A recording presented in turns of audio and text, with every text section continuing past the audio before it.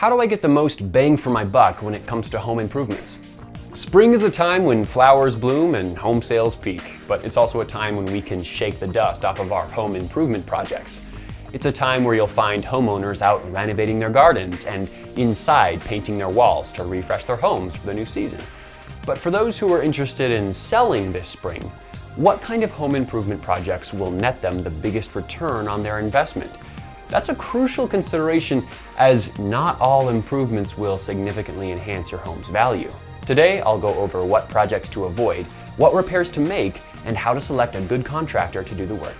While upgrading is a great way to build on your home's existing value, there are plenty of upgrades that aren't worth your time or trouble. Upgrading your kitchen to the top of the line or making lavish landscape changes aren't very cost effective.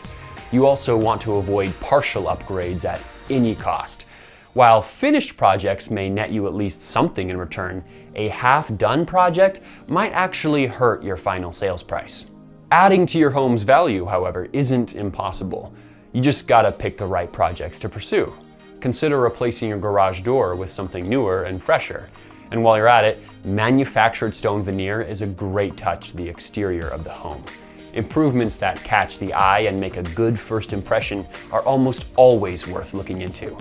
While you don't want to go too in-depth, making sure that the landscaping is clean and nice is a great first step. Inside, look for mid-range remodels to the kitchen and touch-ups like fresh carpeting and paint. Don't break the bank, but make sure things are up to date and functional.